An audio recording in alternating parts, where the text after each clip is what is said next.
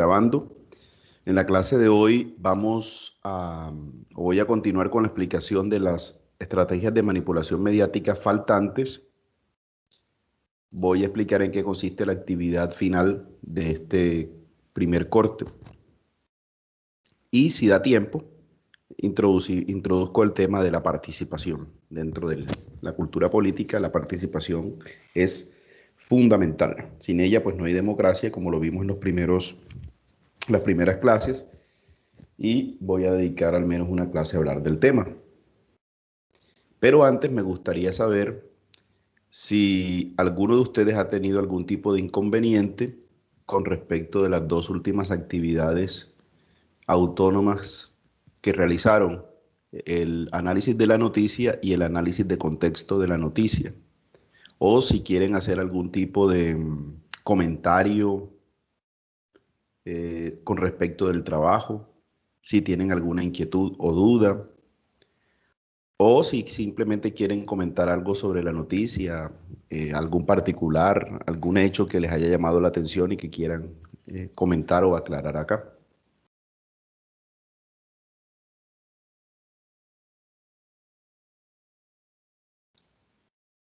¿No han tenido problemas? ¿Todo claro?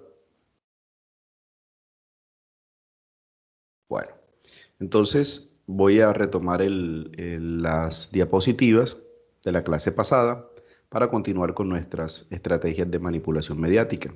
Ya hoy evacuamos el tema. ¿Alguien que me diga, por favor, si está viendo la diapositiva?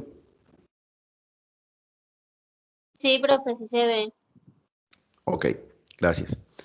Entonces, vamos a ver que dentro de estas 10 estrategias de manipulación mediática hay unas que se parecen mucho. Realmente uno podría sintetizarlas o reducirlas a menos si así lo quiere. Por ejemplo, esta de la gradualidad, se van a dar cuenta después que hay un parecido con otras. Pero bueno, así lo estableció Noam Chomsky.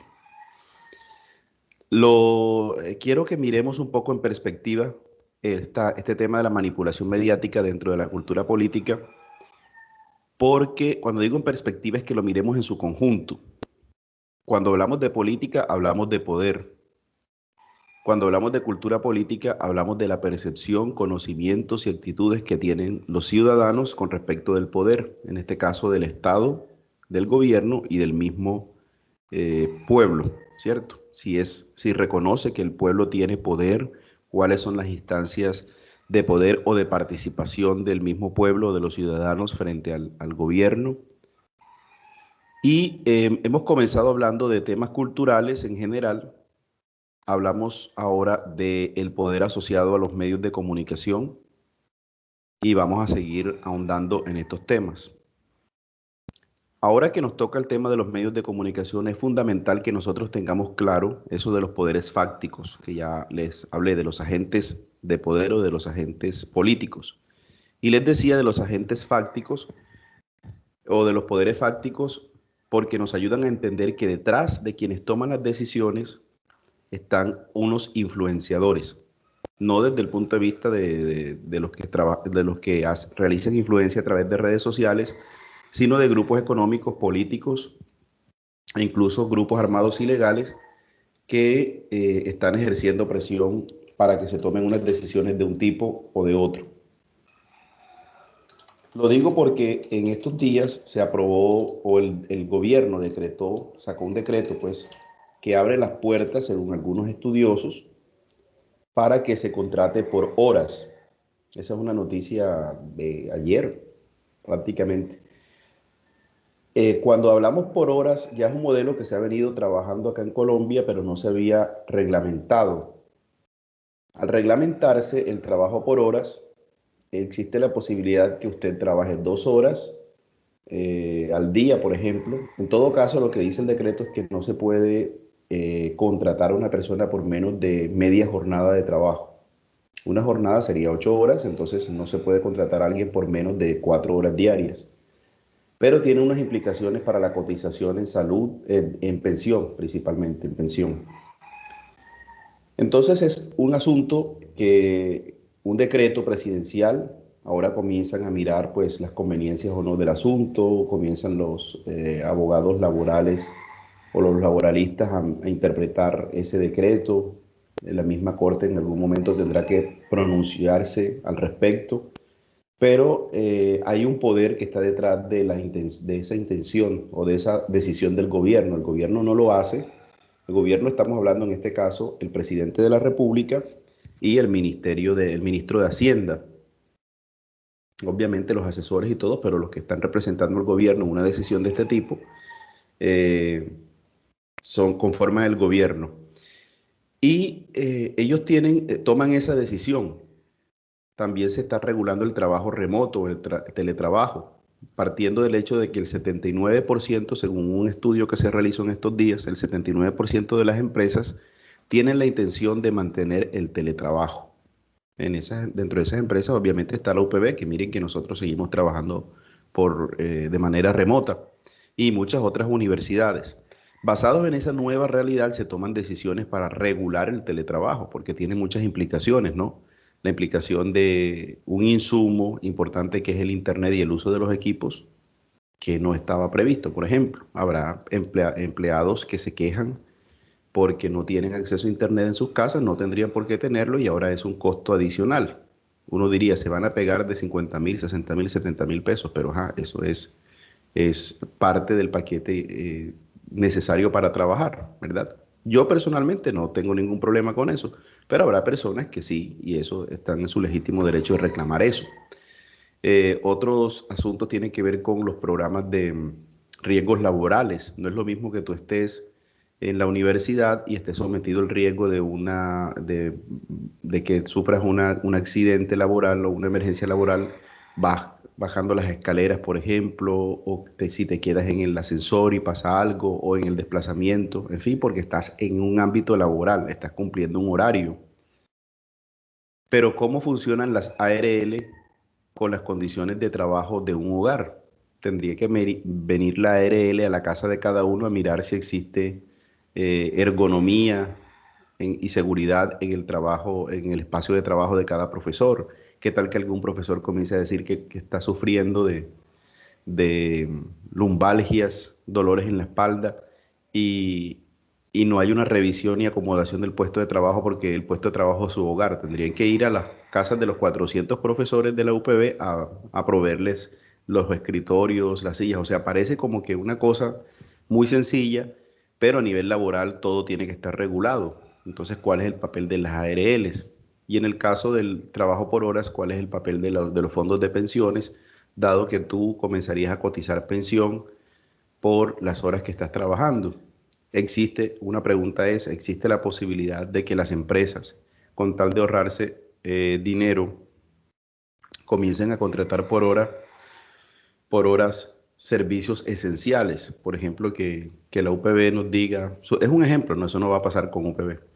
Un ejemplo, profesor, usted trabaja 40 horas a la semana, se les van a pagar esas 40 horas. Y es probable que nosotros tengamos que cotizar a pensión esas 40 horas y uno dice, bueno, tenemos un contrato de exclusividad, como quien dice, y qué pasa los sábados y domingos, o cómo estamos protegidos o desprotegidos. O sea, uno comenzaría a hacerse varias preguntas. Entonces, el decreto sale, el decreto comienza a regir, pero se tiene que hacer una serie de ajustes. Y es importante que esto lo haga la oposición. El gobierno no lo va a hacer, el gobierno va a aceptar y va a defender, pero es bueno que lo haga la oposición para que tengamos claridad los ciudadanos con respecto de esta medida. Porque, ojo, esta es una medida que va de la mano de la medida de reforma pensional, de la política de primer empleo y de otra serie de medidas que gota a gota se van tomando en el país, se van implementando en el país y que después cuando viene a ver uno, el cambio fue drástico, ¿verdad? Entonces, esa noticia de ayer del decreto presidencial es un ejemplo muy claro de una estrategia de gradualidad. Se van implementando pequeñas medidas como parte de una reforma mucho más grande. Entonces es importante estar atentos sobre este tipo de situaciones que los van a afectar a ustedes o los están afectando a ustedes. porque ustedes van a encontrar un mercado laboral mucho más desgastado y mucho más precario que el que tenemos nosotros, los que estamos trabajando ahora. El ejemplo es mis papás. Mi mamá, por ejemplo, trabajó 45 años con el magisterio, es maestra pensionada. Tuvo durante todo ese tiempo la seguridad de que iba a llegar a vieja y pensionada con ese trabajo. Era una manera de ver el mundo, buscar esa estabilidad laboral. Y bueno, ella ya está jubilada. Mi papá trabajó en una empresa privada y estuvo 19 años allí en un banco, pero las condiciones ya cambiaron. De un momento para otro ya lo reemplazó un computador, le ofrecieron un traslado y él no aceptó. Entonces, ¿qué pasa con sus pensiones y eso? Bueno, pero aún estaba, digamos, con una especie de seguridad laboral, ¿cierto? Habrá personas, no sé si dentro de ustedes, que aspiran a tener un trabajo para toda la vida. Ya eso ha cambiado, eso ha cambiado. Yo creo que la generación de ustedes, incluso la mía, no está aspirando a trabajos tan largos. Pero lo que quiero decir con todo esto es que ya esas condiciones de un trabajo para toda la vida no se van a encontrar. Ahora tenemos que trabajar por proyectos, por prestación de servicios, por horas, con todas las implicaciones que tiene que se te acabe el contrato a los 3 meses, a los 6, a los 9. Ya no hay esas contrataciones largas. Yo me considero privilegiado porque tengo un contrato anual o un contrato de 11 meses. Yo entro a trabajar el 9 de enero, por ejemplo, y salgo el 18 de diciembre. Mi contrato se acaba el 18 de diciembre, pero ya llevo 4 años con la universidad. Entonces, si no existen razones suficientes para no renovarme el contrato, yo tengo la tranquilidad de que el otro año volveré a ser contratado. Pero tengo muchos colegas que están trabajando por contratos de 3 meses, de 6 meses, de un mes, o puede pasar 1, 2 o 3 años sin tener trabajo y eso es supremamente grave para uno, ¿no? Desde el punto de vista económico y desde el punto de vista social y emocional. Y con esta serie de reformas que se están introduciendo se abren las puertas para la famosa flexibilización laboral. La flexibilización laboral no es más que una serie de un paquete de medidas que deben implementar los gobiernos con el fin de favorecer el sistema económico. Entonces ustedes van a ver al presidente de FENALCO, al presidente de la ANIF, hablar de flexibilización laboral como como la panacea, como la solución a todos los problemas que tiene el país, la posibilidad de generar empleo, la posibilidad de que las empresas también sean más eficientes en la administración de sus recursos y una cantidad de palabras muy bonitas, pero que en el fondo no son más que la implementación de un paquete de medidas de un programa mucho más grande que se llama Consenso de Washington, ¿cierto? Entonces, creo que a ustedes les comenté que el Consenso de Washington son una serie de medidas macro, grandes, generales, creadas por el Fondo Monetario Internacional, el Banco Mundial y el Departamento del Tesoro de los Estados Unidos para que sean implementadas en estos países pobres como Colombia o países en vías de desarrollo, que quién sabe cuándo se irán a desarrollar, y que obedecen a los intereses de estos mismos organismos, el Banco Mundial, el Fondo Monetario Internacional y el Departamento del Tesoro de los Estados Unidos. A ellos no les importa el desarrollo humano. Ellos se llenan la boca hablando de préstamos para superación de la pobreza, etcétera, pero realmente a ellos les interesa mantener a los países subyugados porque es el mecanismo colonizador de los Estados Unidos.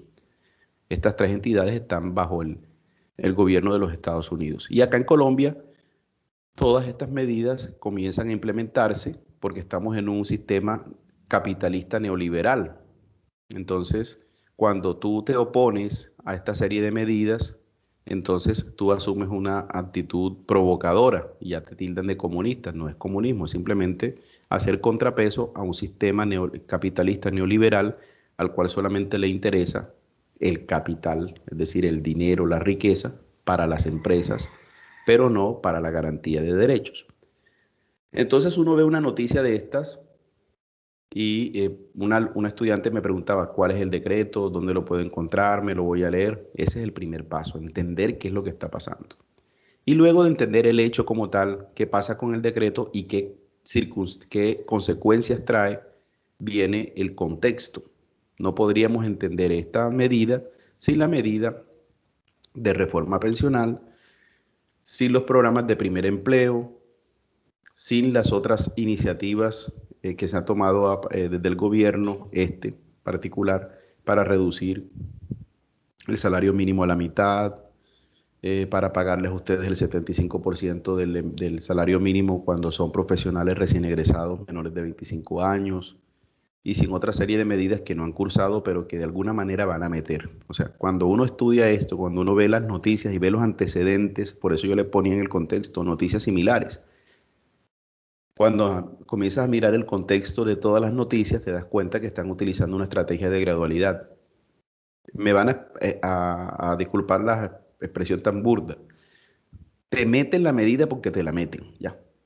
A nosotros los colombianos nos meten la medida, la camuflan, la maquillan, le dan un matiz, la cogen por otro ladito, pero te la meten. Ya, ahí está la reforma, así va a quedar. Y si no se hace por el Congreso, se hace a través de decreto presidencial. Entonces, es una serie de cosas que se van acomodando con tal de que la medida se dé o no se dé. Por eso es por eso es que los gobiernos de los Estados Unidos necesitan presidentes afines a sus intereses. Por eso los presidentes necesitan a sus ministros afines a sus intereses. Con un ministro, con un presidente de una corriente progresista, por ejemplo, no pasaría eso, porque los de la corriente progresista no van a permitir una mayor flexibilidad laboral y menos control del Estado frente a la labor, frente al trabajo. Los progresistas lo que hacen es fortalecer la capacidad del Estado, en teoría, ¿no? Porque hay progresistas tan corruptos. Entonces, en teoría el progresismo lo que permite es mayor libertad de los individuos, pero también mayor protección ofrecida por el Estado frente a los abusos que podría presentar la empresa privada. Las empresas privadas en Colombia no abusan más de sus trabajadores gracias a que nosotros hemos tenido una tradición garantista de los derechos laborales. Yo oigo a personas que conocen del tema y yo lo he podido experimentar. Los derechos de los trabajadores están protegidos medianamente en Colombia, es decir, las empresas le temen a unas demandas de sus trabajadores, no los despiden como ellos quisieran porque saben que hay un ordenamiento y los trabajadores poco a poco hemos ido ganando mayor conocimiento y criticidad para defender nuestros derechos laborales. Les digo todo esto para que ahí encajo o relaciono una noticia con su análisis, con su contexto, con la estrategia de gradualidad, y creo que también la discusión debería moverlos a ustedes para que se vayan pensando el mercado laboral al cual ustedes van a llegar. No la van a tener fácil. Ojalá la tengan un escenario muy bueno para el desarrollo de su vida profesional. Ojalá. Pero en términos generales no van a encontrar un muy buen mercado laboral. Les deseo de todo corazón que los tengan, pero las posibilidades son pocas, ¿cierto? Algunos puestos de trabajo, pero algunos la van a tener difícil. Y eso no tiene que ver con la carrera que estudiaron, sino con las condiciones generales en las que se mueven las profesiones. Bueno, continuando con las estrategias, tenemos la de diferir. Esta es parecida a la de gradualidad. Por eso les decía que se pueden hasta combinar. Entonces, creo que esta la vimos la clase pasada, o la alcanzamos a mirar rápidamente. Otra manera de aceptar una decisión impopular es la de presentarla como dolorosa y necesaria, obteniendo la aceptación pública en el momento para una aplicación futura.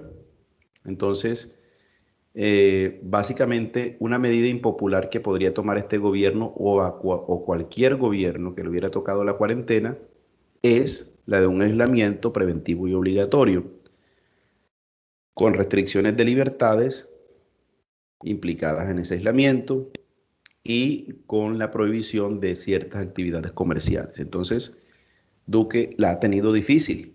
A Duque le tocó, hablando del tema de la cuarentena, ¿no?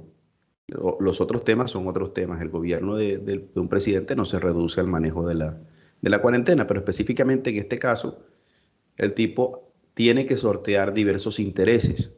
Las empresas que le dicen, hey, pilas, ¿cómo así que me mandas a cerrar el negocio, cierto? Muévete para abrir. La ciudadanía que dice, hey, ¿por qué me mantienes en mi casa todo el tiempo? ¿Cómo así? Yo soy un adulto mayor y no puedes discriminarme y yo necesito salir también, estoy activo, estoy sano. Otros sectores como el sector médico y también un gran sector ciudadano, pero ¿cómo así que tú abres todos los espacios para que la gente que es tan irrespetuosa de las normas comience a contagiarse y a contagiarnos de lo que nos estamos cuidando, que es lo que está sucediendo. Es decir, el presidente se tiene que mover entre grupos de interés, entre grupos de intereses económicos, ciudadanos, en fin, y del sector salud. Y cualquier medida que tome va a ser impopular, ¿cierto? Si abre demasiado la economía o los sectores sociales, entonces un grupo se le viene en contra. Si lo restringe demasiado, el otro grupo se le viene en contra, va a ser impopular la medida. Tendría que buscar un equilibrio, poder explicar muy bien la cosa, en fin. Pero hubiera sido cualquier otro presidente, también lo hubiera tenido pesada. Ojo, aquí no estoy diciendo que el presidente ha hecho bien o ha hecho mal las cosas. No interesa. El hecho es que independientemente de que hubiera hecho bien o mal las cosas, las medidas siempre iban a ser tildadas de impopulares, ¿cierto? Entonces, si nosotros comenzamos la cuarentena, ahora voy a ver si ustedes estuvieron atentos a esa fecha grandísima. Enan, ¿estás por allí? Enan Ulises. Voy a hacerles una pregunta general. Enan Ulises, Anaya, ¿estás por allí?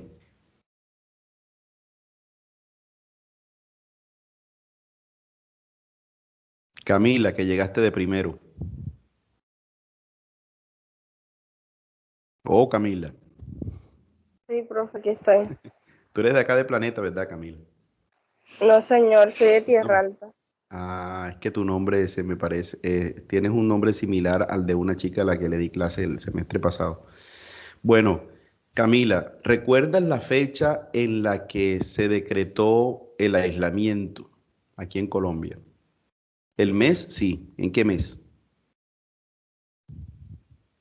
Profe, el mes pues fue en marzo. En A marzo. finales Recuerda, de marzo. Ajá. fue el 22 de marzo. Ahora te hago una pregunta a ti. ¿Tú creíste que todo este aislamiento iba a durar más de 5 meses? ¿Lo pensaste? No, no creí que fuera a durar mucho.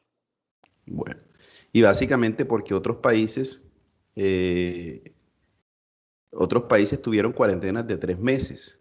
Entonces uno decía, bueno, esto va a pasar. Otros tenían incertidumbre.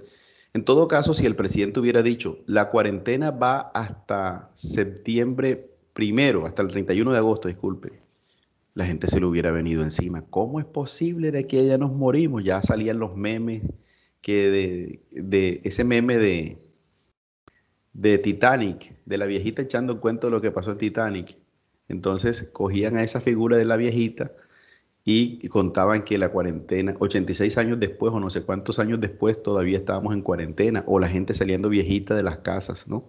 Ya se convertía en un meme toda la situación que estábamos viviendo, porque había incertidumbre, esto va para largo. Pero el presidente lo que hacía era diferir los periodos. Él sabía que la cuarentena podía ser larga. ¿Por qué? Porque otros países habían tenido cuarentenas de 3 meses. En Colombia se podía presentar o se podía trasladar el foco de la pandemia a Latinoamérica, y Colombia, por ser un país de los más populosos, o sea, con mayor población, mayor conexión o sea, por la misma cultura, nosotros íbamos a encargarnos de convertir esto en un foco de la pandemia. Esa es la palabra, la expresión. Como sucedió con Brasil, como sucedió con México, por nuestra manera de ser. Entonces él preveía una cuarentena larga, pero no podía decirlo, porque la gente se le iba a echar para atrás. Lo que hizo fue diferir a 15 días o a 3 semanas las medidas. Las iba restringiendo poco a poco. Hubo un momento, por ejemplo, que teníamos toque de queda a las 4 de la tarde y sábados, domingos y festivos metidos en casa. Lo mismo algunos viernes, incluso Montería llegó a cerrarse hasta los miércoles. Si se hubiera dicho eso desde el inicio, la gente no lo hubiera aceptado, pero miren que se fue difiriendo. Y así sucede con diversas medidas, ¿cierto? Detrás de la erradicación, por ejemplo, de cultivos de coca con glifosato, que es una de los requerimientos a los que mayor fuerza le ha hecho el gobierno actual, pese a que la Corte Constitucional lo había prohibido, y como primera medida, el gobierno, por ejemplo, esta medida del glifosato, de erradicar la hoja de la coca con el glifosato, es la puerta de entrada para otras cosas, ¿no? Va de la mano con la presencia de marines estadounidenses, va de la mano con la estigmatización de los campesinos que cultivan coca, va de la mano con el incremento del accionar paramilitar en Colombia, ¿cierto? Entonces, cuando uno comienza a mirar una sola cosa, comienza a mirar, debería mirar también las consecuencias que eso trae para poder entender cómo se difieren las consecuencias y cómo se difieren las acciones, en este caso de los gobiernos. Bueno, la otra estrategia es la de dirigirse al público como criaturas de poca edad. La mayoría de la publicidad dirigida al gran público utiliza un discurso, argumentos, personajes y entonación particularmente infantiles, muchas veces próximos a la debilidad, como si el espectador fuese una criatura de poca edad o un deficiente mental. Nosotros vemos esos anuncios de YouTube, todos tienen la misma musiquita, tin, tin, tin, tirín, como, bueno, tendrán como alguna función también de captar la atención, pero si se dan cuenta, la publicidad en aras de ser divertida, de hacer el enganche con la gente, de llamar la atención, utiliza unas estrategias muy, bueno, no son malas, no son malas. Y la publicidad tiene su propio lenguaje, está bien que la utilice, pero el cuento con el lenguaje publicitario es que nos acostumbra a un tipo de comunicación, de mensaje vacío o desprovisto de significado o desprovisto de profundidad o de conocimiento en el tema. Yo recuerdo una publicidad, un comercial de domicilios.com que me pareció muy estúpido.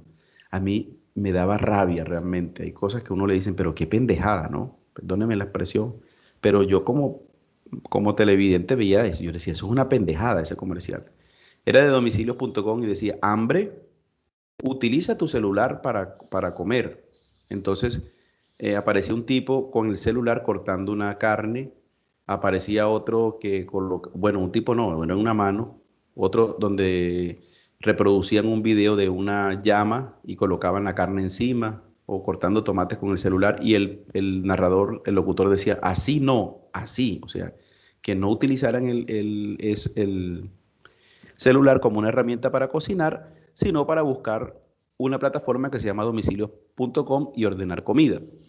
Y yo decía, esto es una exacerbación de la estupidez, porque es inverosímil, es decir, es completamente improbable que una persona, por más, a ver, que como tonta que sea, vaya a utilizar el celular como una herramienta de cocina. A uno no sé si les pareció divertido los que lo vieron, pero independientemente del propósito de comunicación que tuviera la publicidad, a mí me queda la sensación de que eso lo vuelve a uno como tan permisivo con los contenidos, como que cualquier cosa aparece en la televisión y cualquier cosa consumes tú porque estás consumiendo, ¿cierto? El consumir no solamente ingerir cosas o ponerse cosas, sino también consumir información. Y cualquier cosa aparece en la televisión y en las redes, cualquier cosa tú consumes y tú eres lo que consumes. Si comienzas a consumir grasa, tu cuerpo va a haber un momento en que se te pone mal, ¿cierto? Si comienzas a consumir verduras, cambia. En fin. Y si comienzas a consumir telebasura, así se le llama, comienzas a consumir telebasura o basura cibernética, una cantidad de tonterías que salen por allí por las redes, entonces tu cuerpo, en este caso tu cerebro, se va a acostumbrar a ese tipo de contenido, porque no hay un contenido crítico, porque no hay un contenido analítico, no hay un contenido argumentado, tú no tienes capacidad de relacionar una cosa con otra, todo el tiempo vas a estar distraído del TikTok, con el TikTok ahora, con Twitter, con Facebook, con Instagram, con YouTube, o sea, con cualquier tipo de red y cualquier contenido que suban allí. Miren nada más, yo busco, por ejemplo, tutoriales, cómo cambiar tal cosa en el computador y aparece 8 minutos. Yo dije, por Dios, si en un minuto tú puedes decir qué es lo que pasa.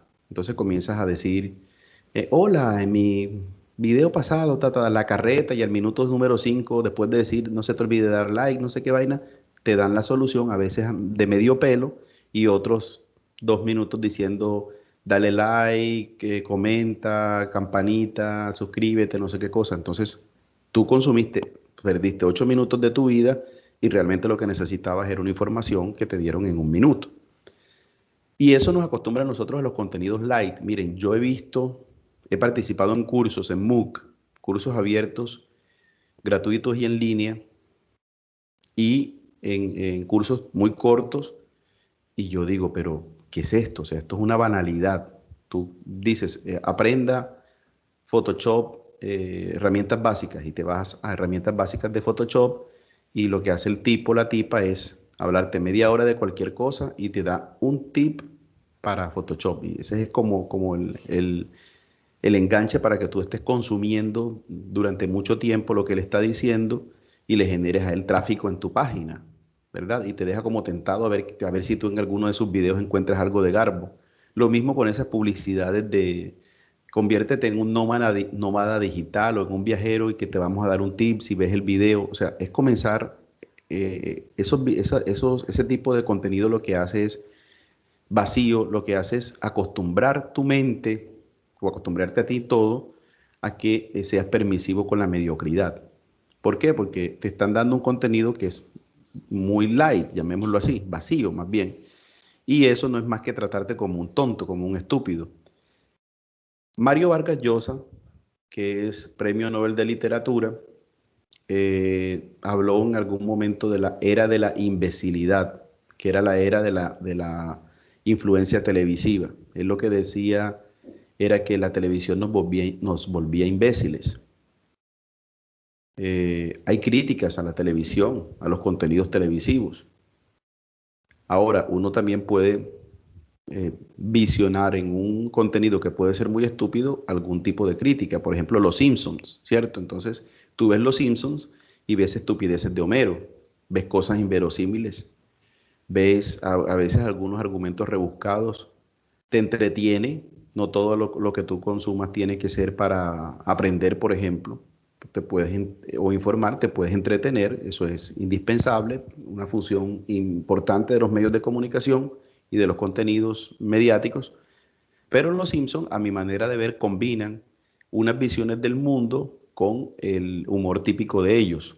Entonces, uno a veces ve Los Simpsons y comienza a decir, hey, este comportamiento de Homero corresponde a esto, este comportamiento de Marge es típico de tal sector de la población, Bart representa tal cosa, miren el humor sarcástico que utiliza Krusty, o la representación de Otto. Entonces comienza a mirar los personajes que encarnan, ¿cierto? Si tú haces ese análisis, pero tienes un trasfondo para poder interpretarlo, tú vas a entender Los Simpsons no solamente como una pieza estúpida, sino como un programa que está haciendo una crítica social fuerte. Para hacer un capítulo de Los Simpsons decían que se demoraban 6 meses y cada vez estaban invitando nuevas personas para producirlo. Entonces, este es el caso contrario a tratar al público como criaturas de poca edad, porque lo que hacen Los Simpsons es presentar un humor, unos monicongos, decía mi mamá, como muy vacíos de sentido, pero cuando comienzas a analizarlo te das cuenta que es una crítica, severa crítica que se hace. Y Matt Groening, que es el creador de Los Simpsons, tiene otra producción en Netflix que se llama Desencanto, y también hace una crítica dentro de la sociedad medieval a la sociedad actual. Pero por otra parte, no es el discurso normal de los medios de comunicación y de los grupos de poder. Miren nada más, por ejemplo, la imagen que utilizo para ejemplificar esta estrategia es la del presidente Duque invitando a los colombianos a que utilicemos caritas felices o caritas enojadas para invitar a otros ciudadanos a utilizar medidas básicas o fundamentales para prevenir el contagio por coronavirus, ¿verdad? Si ves a una persona eh, con tapabocas en espacio público, sácale una carita feliz. Y si la ves sin tapabocas, sácale una carita enojada. Entonces, como tratando de sintetizar el asunto. Yo soy comunicador social, entonces yo entiendo que estas son unas estrategias de educomunicación, o sea, la comunicación con un fin educativo o un fin pedagógico. Esto tú lo puedes hacer en grupos de control, ¿cierto? En una empresa. La UPB decide realizar una campaña sobre basura cero. Entonces, se explica la campaña a todo el mundo, se toma como una directriz rectoral y se nos entregan caritas tristes y caritas enojadas. Y todo el mundo sabe de qué estamos hablando. Entonces, cuando me sacan una carita feliz porque yo llevé mis residuos hacia la caneca, entonces la gente entiende el mensaje, el contexto en el que se desarrolla la carita feliz o se implementa la carita feliz. Por el contrario, si tiré basura al piso, si dejé las cosas regadas en la mesa de la cafetería, entonces yo podría sacar una carita triste. Esto es como una especie de condicionamiento. Te felicito porque hiciste una buena obra y te expreso mi enojo hacia ti cuando considero que tu acción no está bien hecha. Pero ustedes saben lo que podría pasar. Sáquenle una carita triste a una persona a las 3 de la tarde en Montería porque no lleva tapabocas. ¿Sí ves? O sea, eso es ridículo. Eso es ridículo porque nosotros no estamos dentro de una empresa, no estamos dentro de círculos cerrados y controlados. Y ese símbolo la gente no lo va a entender. Ahora tendríamos que hacer muchas caritas tristes y muchas caritas felices para poderlo implementar. ¿Y quién, por más sin oficio que esté, lo va a hacer? Entonces, eso no es nada más que para rellenar ese programa que él tiene y no es una actitud ingenua, es una actitud ridícula. Eso no se espera. Lo que esperamos de un gobierno es que le pague, es que obligue a las EPS, que además están funcionando con dineros públicos, a que le paguen a los médicos. Primero, que les paguen bien. Segundo, que le paguen los meses atrasados. Tercero, a que se capaciten más personas en el manejo de la pandemia, a que haya un mayor diálogo interinstitucional para afrontar las crisis por el COVID-19, que haya un gran diálogo nacional para escuchar las distintas afectaciones. Eso es lo que se espera dentro del manejo de la pandemia por parte de un gobierno serio. Pero salir con caritas tristes o caritas enojadas o felices, pues eso no. Por eso es una estrategia de dirigirse al público como criaturas de poca edad. Algunos la alabarán, profe, está muy bien. Ay, a mí me parece bonito, pero es que no estamos hablando de cosas bonitas, estamos hablando de cosas efectivas, pertinentes. Y una pandemia no se maneja con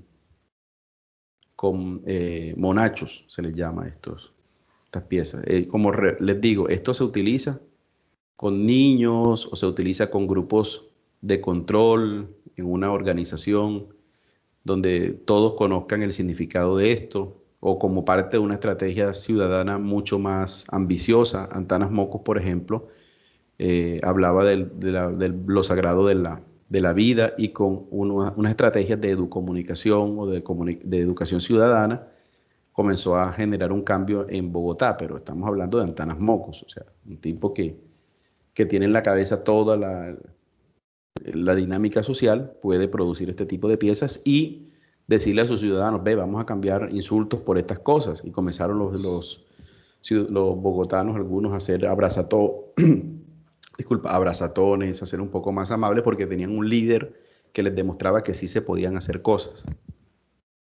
Bueno. Una sexta es utilizar el aspecto emocional mucho más que la reflexión.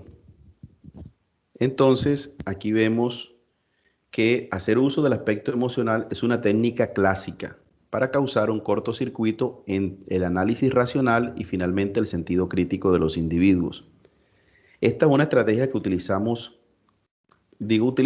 casi todos, porque se utiliza en muchos ámbitos, en el ámbito de la pareja, de la familia, de la religión, de la política, del mercadeo. O sea, no es exclusiva la manipulación mediática para temas políticos, pero como estamos en un curso de política, entonces traigo a colación un ejemplo político, pero voy a dar unos ejemplos en estos ámbitos que acabo de mencionar. Dice también Noam Chomsky que, por otra parte, la utilización del registro emocional permite abrir la puerta de acceso al inconsciente para implantar o injertar ideas, deseos, miedos y temores, compulsiones o inducir comportamientos. Entonces hay una palabra que sintetiza toda esta estrategia de utilizar lo emocional para poder manipular a la audiencia o al público o a la masa y poder introducir una idea. Hay varias palabras. La primera es adoctrinamiento y la segunda es propaganda. El adoctrinamiento se utiliza principalmente con la formación política y o incluso en la misma educación y a través de los medios de comunicación, te adoctrinan. También se utiliza en el ámbito religioso, estás adoctrinado. Y la propaganda se utiliza en el ámbito político, militar y mediático. En los ámbitos de relaciones de pareja y de familia nosotros le llamamos chantaje emocional. Es como cuando su mamá le dice, su mamá por ejemplo está cansada de sus comportamientos, ¿no? De que no le preste atención, de que no le haga caso, por ejemplo. Y resulta que ella tiene algunos problemas sin resolver en su vida. Entonces trae a colación algunas frustraciones y se las traslada a usted. Entonces es típica esa frase de la mamá: ¿qué harán ustedes cuando yo me muera, cuando yo le falte? Ya quisiera verlos a ustedes, ahí sí valorarían a su madre. Valórenla mientras estén en vida. ¿Cuántos jovencitos quisieran tener a su madre viva? Y ustedes que la tienen ni siquiera la valoran. O sea, ella está hablando en tercera persona, pero de sí misma. Y es un chantaje emocional para que ustedes hagan lo que ellas quieren. Pero los está chantajeando. No les dice, mijito, recoge la ropa, limpia, lava los platos, trátame bien, no tienes por qué tratarme con grosería. No, utiliza el chantaje emocional para que ustedes se sientan mal y obren por compasión. Entonces se está moviendo una emoción que se llama compasión. En la pareja, lo mismo. La pareja se le pierde a usted durante un tiempo, el novio, la novia, un día sin saber. Bueno, ¿qué pasó? No es costumbre, nosotros hablamos a diario, tenemos una relación sólida, no sé por qué se perdió. Y usted le hace la pregunta, ¿qué pasó? Y la otra persona le dice, claro, entonces yo no puedo tener un momento a solas conmigo mismo, yo siempre te he dedicado todo el tiempo a ti, pero ven acá, eso no significa que te vayas a perder, para eso estamos. No, no, no, es que viste tú cómo me tratas, tú a veces no me comprendes. Entonces, el de la culpa es la persona que se perdió, pero le traslada la culpa a usted. Y usted dice, hey, ¿verdad? Sí. Comienza a ser manipulado. Hey, ¿verdad? Sí, yo no te comprendo, necesito darte más el espacio, a veces soy yo el tóxico. Y si usted analiza el hecho como tal, se da cuenta que la otra persona tuvo la culpa, pero le trasladó la culpa a usted y usted no se dio cuenta, ¿cierto? Hizo una transferencia de la culpa. Utilizó una técnica clásica, es hacerse la víctima, donde usted es el victimario y usted se va a sentir mal por haberle infringido dolor a esa persona, por ser demasiado cansón. Pero en el fondo usted lo que estaba reclamando era una actitud que no tenía explicación, ¿cierto? Entonces, usted no se entiende allí como la víctima, sino que pasa a ser el victimario porque está chantajeado emocionalmente, no logra entender la situación. Y en el ámbito religioso, el adoctrinamiento se da cuando comienzan a machacarte una idea. Dios apareció a Moisés en el monte Sinaí. Y bueno, uno dice, bueno, por geografía yo sé dónde está el monte Sinaí, pero a ver, explícame cómo ocurrió. No, la Biblia dice que Moisés estaba pastando unas ovejas y oyó una voz y él se acercó y le dijo, quítate las sandalias porque estás en territorio sagrado. Y era una zarza, como una mata escubilla que estaba llena de candela, pero no se consumía. Y le dijo, ve a mi pueblo y dile tal cosa. Y Moisés dijo, sí, pero ¿en nombre de quién? ¿Quién me dice esto? Y la voz le decía, dile que yo soy, les mando a decir tal cosa. Y entonces bajó Moisés y le dijo al pueblo, vi, el Señor me dijo tal cosa. Y el pueblo le creyó. Y uno dice, pero espérate, ¿cómo así? Que una mata en candela me habló, ¿cómo así? Que ahora ya este man viene de una montaña donde estaba solo y no hubo testigos que... No, pero profe, hay que aceptarlo por fe. Bueno, eso es lo que te dicen los líderes religiosos. Si tú criticas en aras de la lógica, para entender qué es lo que sucedió en ese relato y no conoces las connotaciones históricas que hay detrás de ese relato, tú estás adoctrinado. Cuando tú comienzas a releer el relato y a interpretarlo de acuerdo con las ciencias bíblicas o los estudios bíblicos más bien, te das cuenta que realmente las cosas no pasaron así. Realmente fue un intento de Moisés para reforzar su identidad como hebreo, porque Moisés no era suficientemente hebreo, así no lo consideraban sus hermanos de sangre, y tampoco era lo suficientemente egipcio, así lo consideraban los egipcios, porque era de sangre hebrea, y los hebreos decían, eres de sangre hebrea, pero te criaste con los egipcios. Y para reforzar esa imagen de Salvador, por ejemplo, se creó la idea de que él había escuchado a Dios. Por fe, la gente lo cree, ¿verdad? Y habla de revelación. Dios se reveló en el monte Sinaí a Moisés y, oye, hermano, se revela en tu vida. Y tú te emocionas y lloras. ¿Qué hay allí? Un chantaje emocional. Porque cuando estás chantajeado emocionalmente, tú no comienzas a cuestionar nada. Tú das las cosas porque son así. Por lo tanto, tu fe no es auténtica, porque tú no la has cuestionado, porque no te has dado por entendido de las cosas.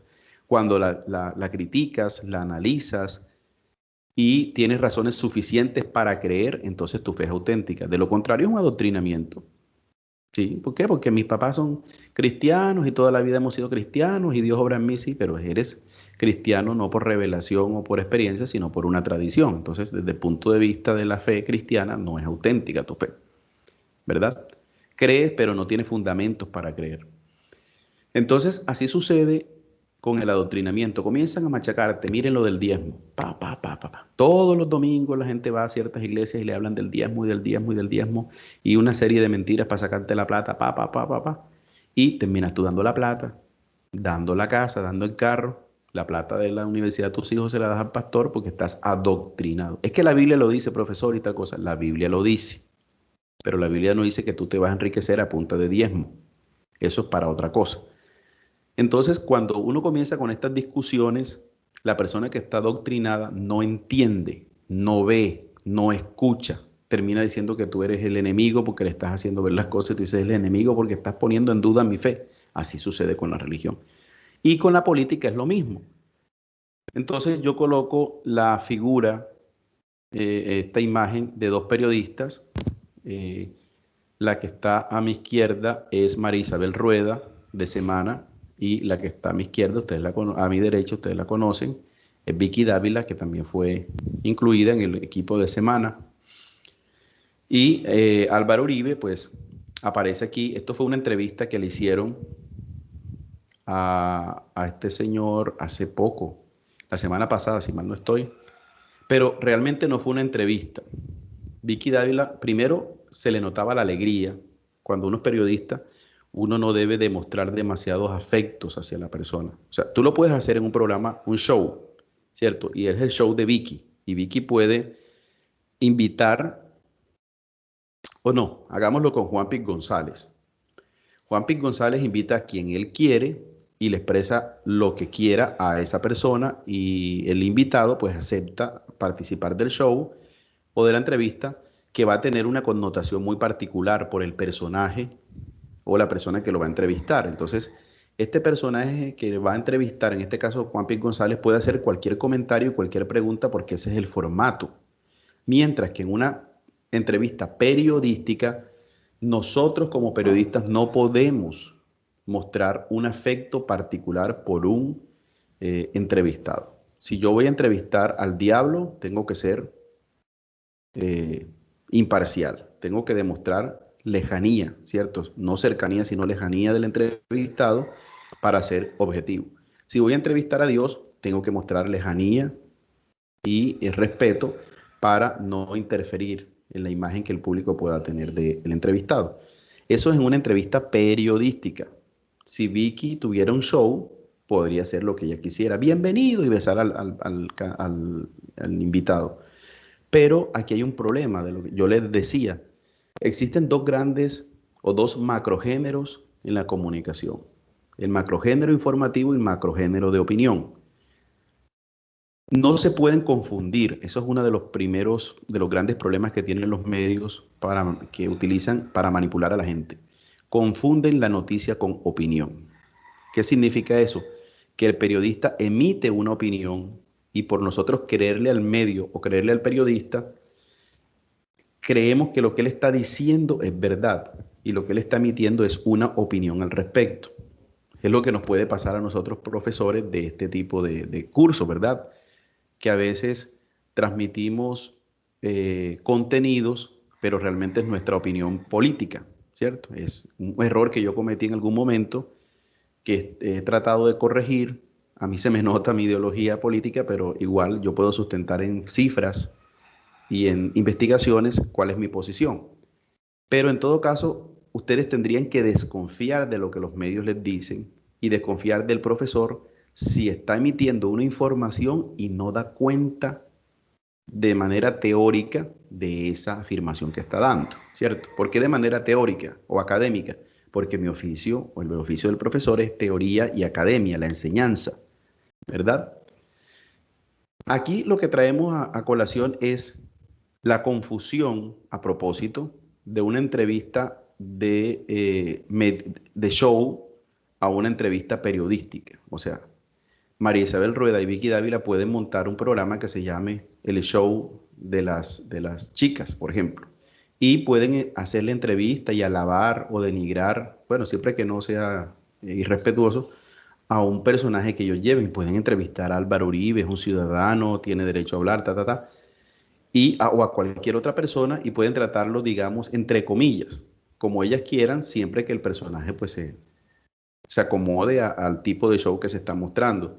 Pero ellas aquí no estaban en un show, utilizaron un medio de comunicación y un formato de entrevista periodística para hacer apología de una persona que genera una opinión política fuerte en el país.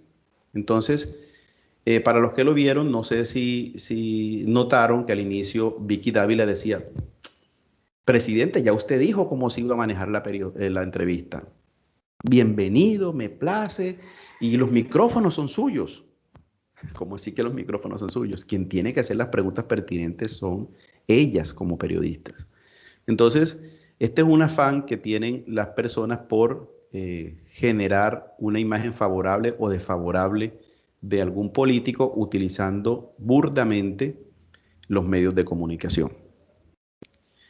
Ayer en esta misma clase me preguntaba una estudiante, profesor, ¿existe alguna ley que impida o incluso lleve a un castigo, a una pena, a los medios de comunicación y periodistas que cuentan mentiras o que manipulan a la audiencia?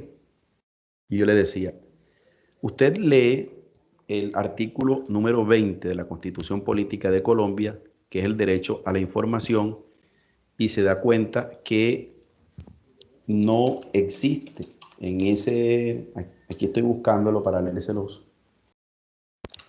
¿cómo es? No existe una prohibición, porque tampoco es la intención de la Constitución prohibir, en este caso, o restringir un derecho. Pero tampoco se ha reglamentado ese artículo suficientemente como para asegurar un periodismo imparcial, y básicamente no existe esa reglamentación y no la conozco de manera organizada en otros países, porque el derecho a la información es muy fácilmente vulnerable. O sea, cualquier pequeña restricción que usted le haga al derecho a la información puede considerarse una censura. Entonces, les voy a leer el artículo y les voy comentando este tema de la relación entre censura o derecho a la información. Entonces, en el artículo 40 de la Constitución, a ver si mejor se los muestro para que lo vean conmigo. Aquí está. Entonces, aquí estoy proyectando el artículo 20. Yo creo que les comenté a ustedes o les recomendé, cuando quieran saber algo de la Constitución de manera muy rápida, se vayan a esta parte, constitucioncolombia.com. Facilito, no tienen que grabarse mayor cosa. Constitucioncolombia.com, y aquí en esta barra de buscar colocan un número, si se saben el número del artículo, o por tema. Entonces yo quiero saber qué artículos de la Constitución mencionan la palabra medios o medios de comunicación. Entonces aquí me aparecen medios de comunicación del Estado, y yo me voy, porque ya lo sabía, que era el artículo 20. Entonces nos dice, se garantiza a toda persona la libertad de expresar y difundir su pensamiento y opiniones. Aquí no está diciendo de qué tipo, ¿cierto? De cualquier tema. Y no está diciendo qué tipo de opiniones. Se garantiza a toda persona la libertad de expresar y difundir su pensamiento y opiniones a favor o en contra del gobierno. No la dice. Está diciendo cualquier tipo de opinión. Ahora hay un problema en Colombia. Miren que este gobierno, Dios mío bendito, es fascista, se está volviendo fascista, o sea, se está volviendo, el gobierno debe, valga la redundancia, gobernar para una democracia, para un pueblo, para un demos, pero está gobernando para un partido. Miren nada más, la presidencia pagó un estudio para enlistar, primero identificar y enlistar influenciadores en Colombia. Y los cataloga como positivos o negativos de acuerdo, de acuerdo con la perspectiva del gobierno. Entonces, Juan Pérez es un influenciador y comienzan a decir Juan Pérez, número de cédula de ciudadanía tal, vive en tal parte, trabaja en tal parte, utiliza tal cuenta con el seudónimo o con el nombre tal, sus temas son estos y lo catalogamos como contrario al gobierno, negativo. Lucinda Gómez trabaja en tal parte, cédula de ciudadanía, tantos años nació, o sea, todo el perfil, las cuentas que tiene, cómo aparecen, cuáles son los temas que toca y dicen positiva a favor del gobierno. Entonces, ese perfilamiento que está haciendo el gobierno es un perfilamiento perverso. Según Hassan Nazar, que es el alto consejero para las comunicaciones de la presidencia, eso no es más que una lista que se tiene como parte, como un insumo para una estrategia de comunicación digital de la presidencia. Pero ojo, están manejando datos y datos personales y están dando una categoría en función del gobierno. Y es que el gobierno se debe al pueblo. Tú no puedes catalogar a una persona como positiva o negativa de acuerdo con el gobierno, porque el gobierno no es el centro, digamos, es una de las ramas del poder público. Tú no puedes ser positivo o negativo solamente por estar a favor o en contra del gobierno, entre otras cosas porque hay un estatuto de oposición, porque el derecho a la oposición es un derecho constitucional y porque es una manera de irte estigmatizando y eso viola un principio constitucional de no discriminación y de igualdad y viola este artículo 40. Si yo tengo libertad de expresar y difundir mi pensamiento, ¿por qué se me va a catalogar como positivo o negativo de acuerdo con la posición que tenga con el gobierno? O sea, ya ahí hay un deterioro de esa libertad de expresión, con el mero hecho de catalogarme. Las bases de datos las tienen. Hombre, si han chuzado los gobiernos a los sindicalistas, maestros, periodistas, magistrados, pues tienen sus bases de datos, saben dónde viven y todo. Pero aquí hay una, pienso yo, que es la puerta de entrada para mayores violaciones frente a este derecho. Entonces, los medios de comunicación tienen libertad, los ciudadanos tenemos libertad de expresar y difundir nuestro pensamiento. También tenemos derecho a informar y recibir información veraz e imparcial. O sea, que lo que se nos esté diciendo sea verdadero, por lo tanto, podría prohibirse o podría censurarse o podría penalizarse el hecho de que un medio de comunicación o una persona esté diciendo algo que no es verdad. Pero nos dice que tenemos derecho a recibir información veraz y no se ha reglamentado el hecho de que cuando la información sea falsa, haya una pena para el medio de comunicación. ¿Qué sucede? Que si a usted le publican o se publica una información falsa sobre usted, usted tiene derecho a interponer un mecanismo, un recurso legal, ¿cierto?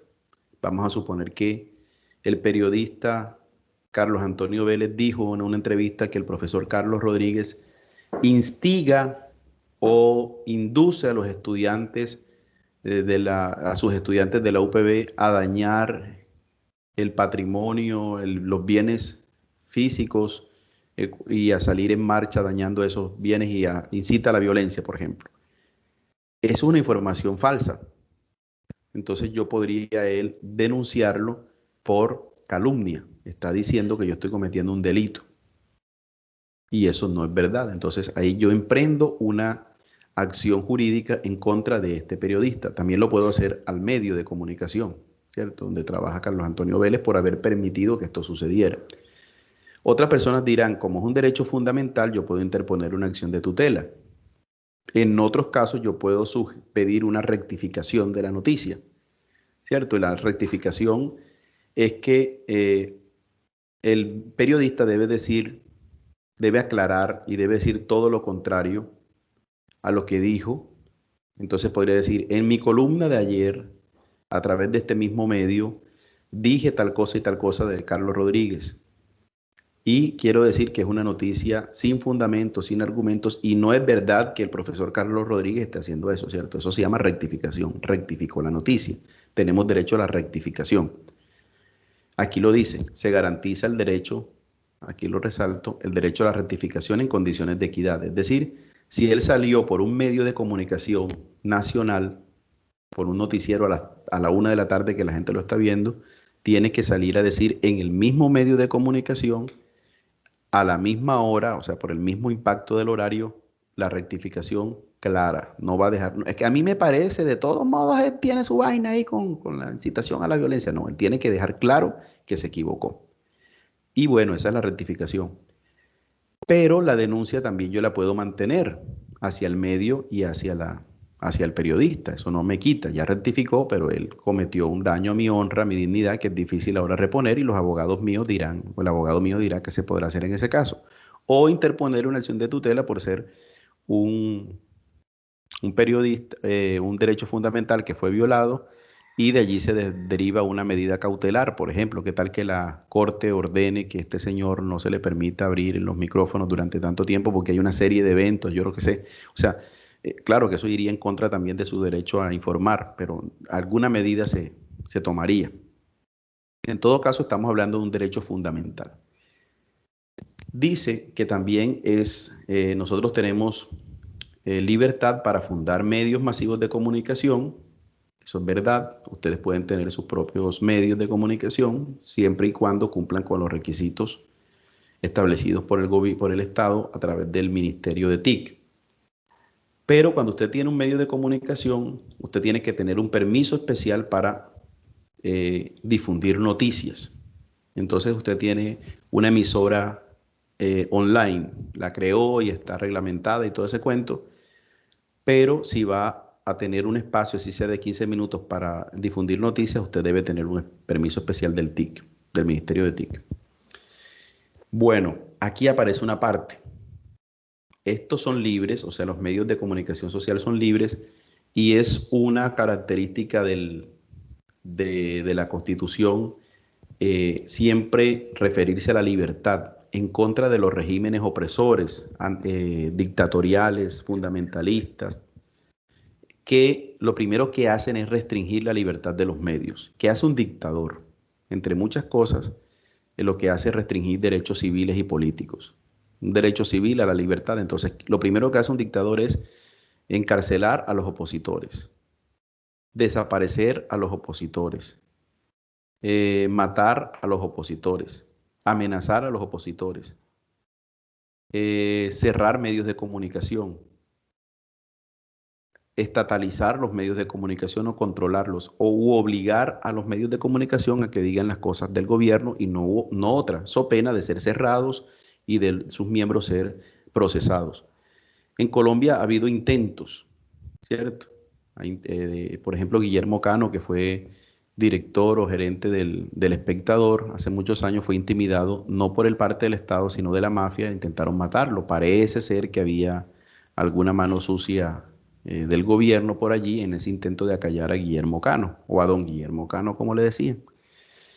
Pero al final, esa libertad también está reforzada por este hecho. No habrá censura.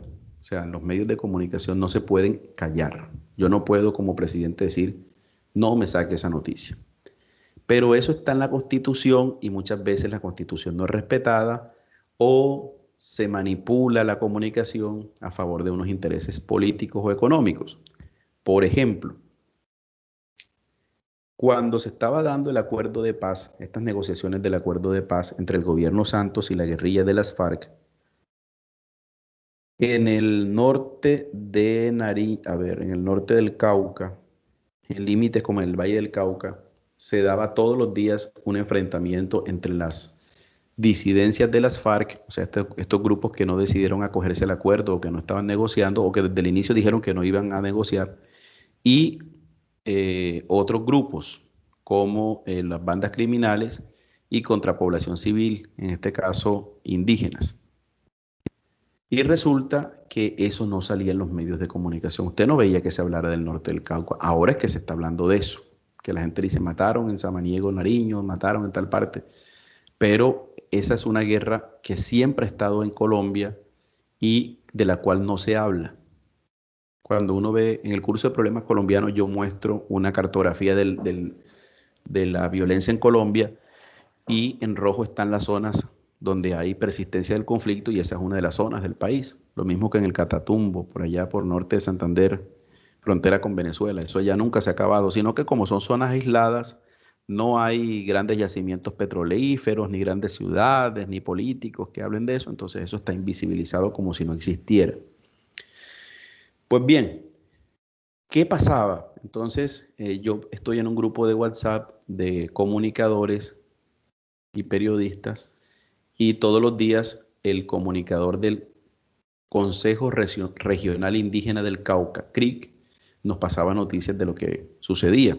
La Guardia Indígena amenazada, mataron a un gobernador indígena, en marcha por tal cosa, incursión en territorio tal, desaparecidos 2 jóvenes indígenas, es decir, toda la problemática que se estaba presentando. Y yo pregunté por qué Adolfo, así se llama el comunicador indígena, por qué Adolfo no sale en esas noticias y nos dijo, porque el presidente Santos, en ese momento era Santos el presidente, no quiere que salgan. Tienen orden los medios de comunicación de no sacar esa noticia porque genera una imagen negativa del proceso de paz. Entonces, la Constitución prohíbe la censura, pero en este caso, Santos, de manera sutil, sutil es con plata, ¿no? Te doy plata para que no saques la noticia. Y si sacas la noticia, no te doy plata, no pauto contigo. Entonces, es una manera de ejercer censura de manera camuflada, ¿cierto? Santos no dijo, ningún medio de comunicación va a hablar de esto, no lo imponía, sino que sobornaba a los medios de comunicación para que no sacaran esa información en aras quizás él podía justificar de un bien mayor, que es la paz. Él podría alegar eso desde el punto de vista de los derechos humanos. El bien mayor es la paz, por lo tanto no se hable, se restringe el derecho a informar. Y eso no sé si ese argumento tan balurdo podría esgrimirlo, porque eso no es ningún argumento, pero habrá personas que podrían justificar que no se hablara de la violencia en aras de garantizar un proceso de paz. Entonces, es un ejemplo de que sí hay una censura. Es lo mismo cuando en el gobierno de Uribe se chuzaba a los periodistas, se investigaba a los periodistas. Eso está documentado y el DAS, el antiguo Departamento Administrativo de Seguridad, tiene una serie de denuncias todavía sin respuestas que permanecen en la impunidad por chuzadas, es decir, que intervenían o interceptaban, disculpe, de manera ilegal las llamadas telefónicas de una serie de personas que eran consideradas opositoras o enemigas, ni siquiera opositoras, sino enemigas de ese gobierno que tuvimos. Entonces, no es cierto que se esté respetando la prohibición de la censura.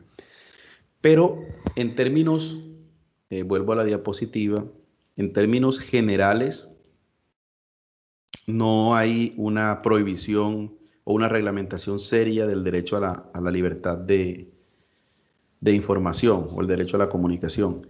Lo que sucede en estos casos es que vienen una serie de críticas por parte de otros periodistas a este tipo de actitudes que cometen estas 2 señoras, que se supone son periodistas, para mí son pseudo periodistas, o sea, unas falsas periodistas. Vicky es una vendida al gobierno, o a cualquiera, ¿cierto? Esa no es una periodista de verdad, esa es una pseudo periodista. Y las críticas llueven a través de redes sociales, pero no se toman acciones contundentes, ¿verdad? Básicamente porque el tema de abusos o violaciones al derecho a la libertad de expresión o de comunicación en Colombia no pasan directamente a estrados judiciales, sino que son tramitadas muchas veces a través de un comité de ética del Círculo de Periodistas de Bogotá. Entonces, el Círculo de Periodistas de Bogotá, al Círculo de Periodistas de Bogotá pueden llegar unos asuntos o unos casos para ser tratados desde su comité de ética y se emiten unas notas o unos comunicados sobre el tema pero que no tienen carácter vinculante o una obligación judicial. Es decir, el Círculo de Periodistas de Bogotá no es una jurisdicción para impartir justicia, ¿cierto? Investiga el caso y da unas orientaciones de cómo se debe manejar el periodismo desde lo ético, pero no desde lo jurídico. Entonces a usted le llega una nota del Comité de Ética del Círculo de Periodistas de Bogotá diciendo pues que faltó a estos principios básicos del periodismo, pero usted no está obligado a enrutarse bien, a cambiar su posición solamente porque lo diga ese círculo, ¿cierto? Si ya un juez de la República lo obliga a una rectificación o a tales cosas, sí tiene ese carácter. Por eso es que mucha gente ha hecho cachichí. Bueno, quiero decir que ha hecho cachichí es que ha hecho lo que le da la gana y siguen diciendo cosas y entonces dicen que los magistrados están comprados, pero a ver, ¿dónde está? Si usted no argumenta, no soporta esa afirmación de que los magistrados de la Corte Suprema de Justicia están comprados, que son de las FARC, entonces yo te denuncio, te denuncio por injuria, por calumnia. Estás diciendo que yo estoy aliado con un grupo armado ilegal y estoy actuando para intereses de ellos y no estoy actuando en justicia. Entonces, es muy fácil decirlo, pero muy difícil sostenerlo, ¿verdad? Por eso es que en este país todo el mundo hace lo que le da la gana. Todo el mundo habla por hablar, sin ningún fundamento, y lo que se genera es un caos. No hay, digamos, como que unos principios rectores para el periodismo. Cada medio hace lo que le da la gana. A propósito... Profe, disculpe. Según lo que estábamos hablando de esto de Vicky Dávila, usted supo de la noticia de que ella en su programa se puso a discutir con Hassan, el periodista, que también es periodista, sobre el viaje a Panaca de la primera dama. Sí, de la familia presidencial, en el avión presidencial, eso para celebrar fue el un cumpleaños. boom de la hija, sí. Ella está diciendo de cómo era posible, pero eso fue, o sea, ella ahí utilizó palabras que, ¿me entiendes? O sea, que no eran como acorde a... O sea, se expresó muy mal. Entonces, no es primera vez que lo hace, o sea, así, todo lo que he visto así de ella siempre es como problemas y cosas así. Sí, de hecho yo estudié comunicación social, periodismo, pero me alejé de los temas de ética periodística hace rato. El que mandaba la parada en esos temas era Javier Darío Restrepo, a quien tuve la oportunidad de conocer personalmente, y era un tipo muy lúcido. O sea, muy seguramente Javier Darío Restrepo hubiera dicho algo con respecto de esa situación que se presentó entre Hassan Nazar y Vicky. Eso es un burro diciéndole orejón al puerco, porque ambos pseudo periodistas están vendidos al poder, ¿no? Y bueno, denota lo pasional del periodismo y eso es un principio. Mire, chicos, yo no hubiera servido para ser periodista, aunque trabajé en mi propio medio de comunicación, porque es que a uno la política lo apasiona tanto como el fanático al fútbol o el feligrés a la religión al feligrés o el fútbol al fanático, disculpen. Y entonces uno no puede entrar en ese tipo de emocionalidades. El periodista tiene que mantenerse imparcial. Ella podía hacer una crítica si tiene una columna de opinión, no confundir la columna de opinión con la noticia y hacer una crítica a ese viaje. Ahora, el gran problema que existe en Colombia es que tú deslegitimas la verdad que otro está diciendo solo porque él incurrió en algo. Por ejemplo, Vicky Dávila dijo una verdad.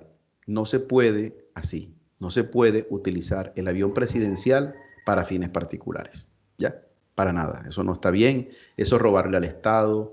Eso es ir en contra de las funciones presidenciales. O sea, eso no está bien. La gasolina de un avión, y no es solamente por el hecho de la gasolina que se gastó el avión, sino del tiempo, del mero hecho de ser avivato. ¿Cómo le vas a pedir tú a una persona que no sea avivata si el mismo presidente está avivato? Coger las cosas de la empresa, en este caso el Estado para un fin particular es ser avivato.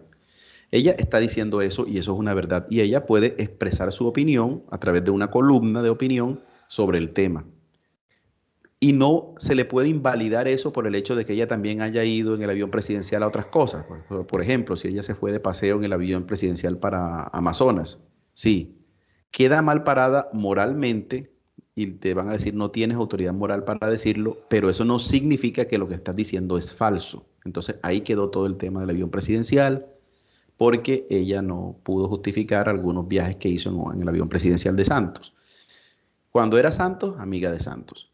Ahora berrinchó contra, ¿cómo se llama? Contra Duque, y ahora es amiga de Uribe. Entonces ahí ves tú como al son que me toca en bailo, y ella esgrime unos argumentos que a nadie le interesa. Todo el mundo sabe el tipo de periodismo que hace ella. Bueno, y Hassan Nazar ni siquiera, o sea, ¿cómo llegó él lagarteando? Llegó allá, no ha hecho nada bien, realmente el tipo, no ha hecho nada bien.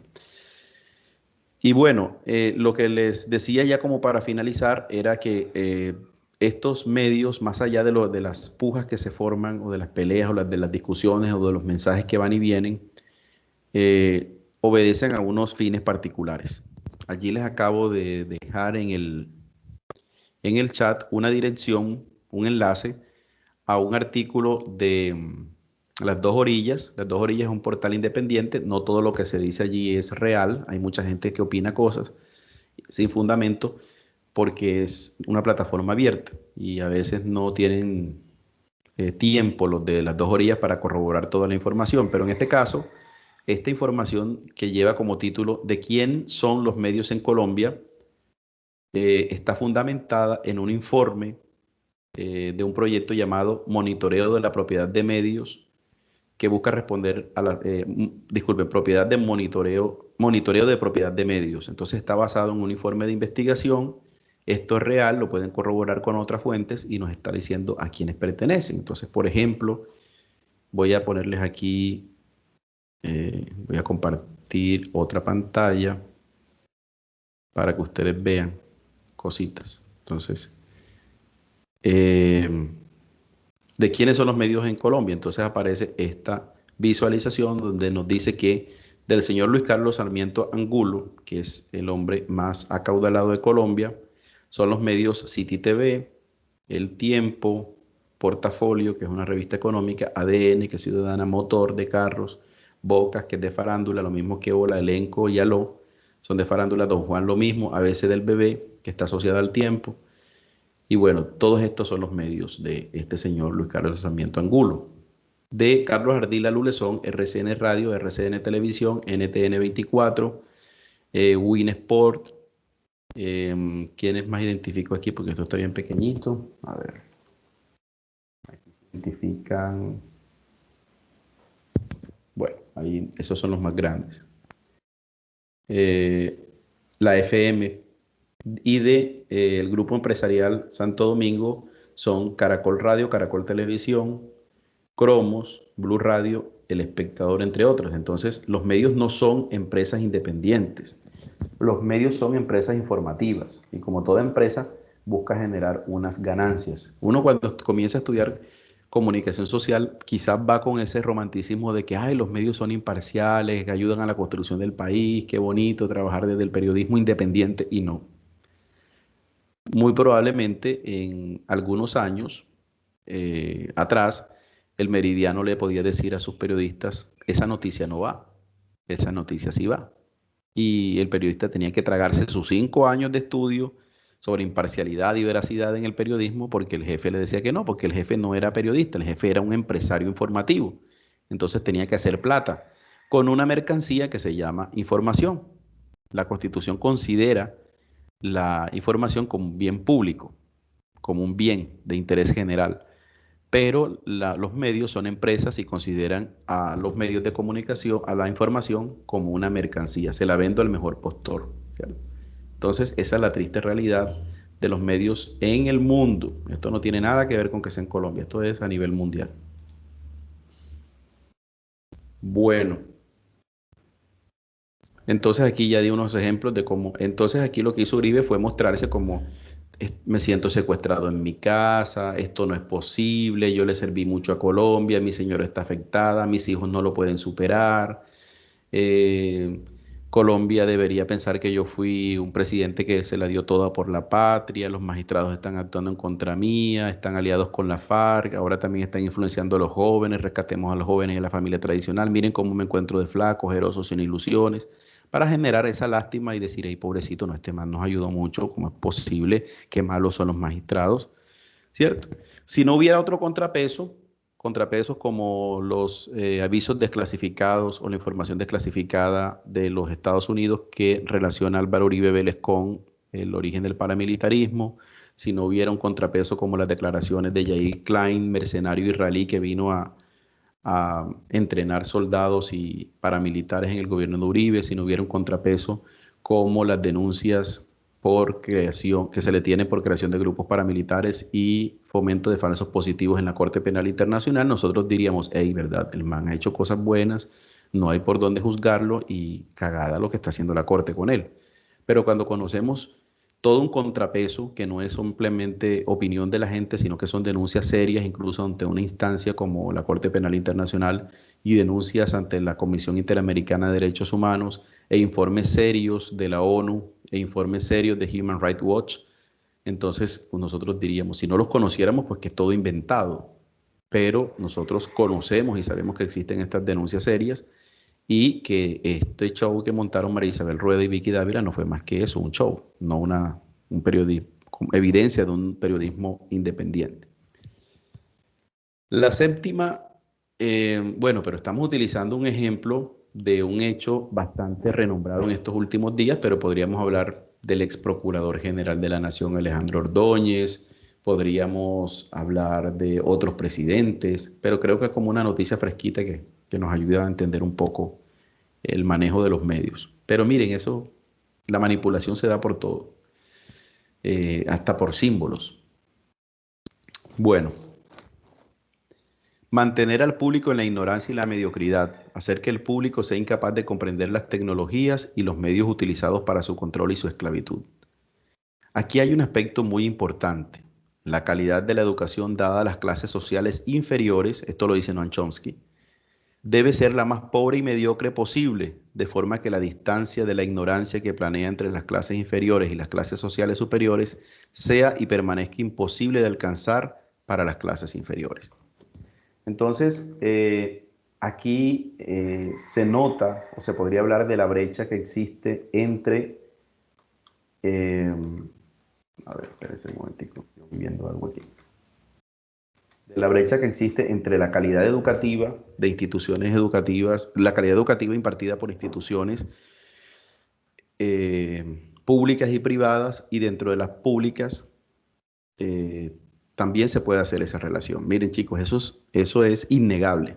Eso es innegable que la calidad educativa impartida por una institución pública es muy distinta a la de una institución privada seria, ¿cierto?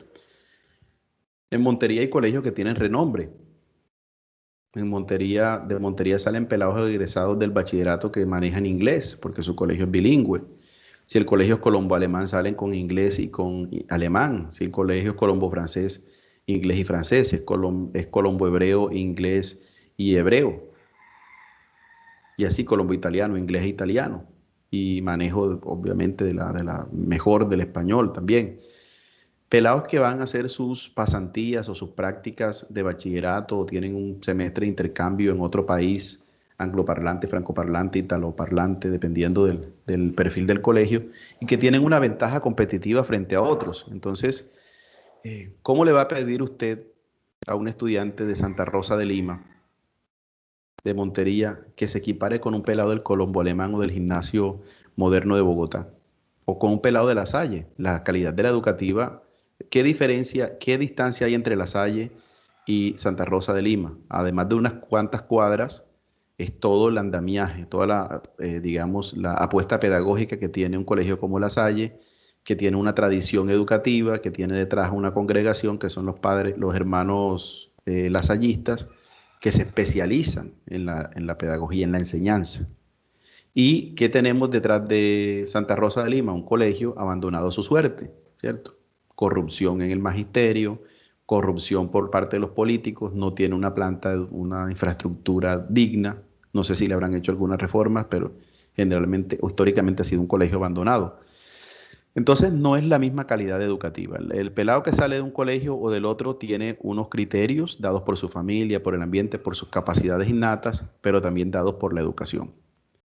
Y el interés de los gobiernos es mantener la ignorancia y la mediocridad a través del sistema educativo y a través de los medios de comunicación.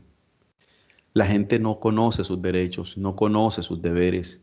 La gente no tiene una lectura crítica, no puede redactar un texto expresando sus ideas.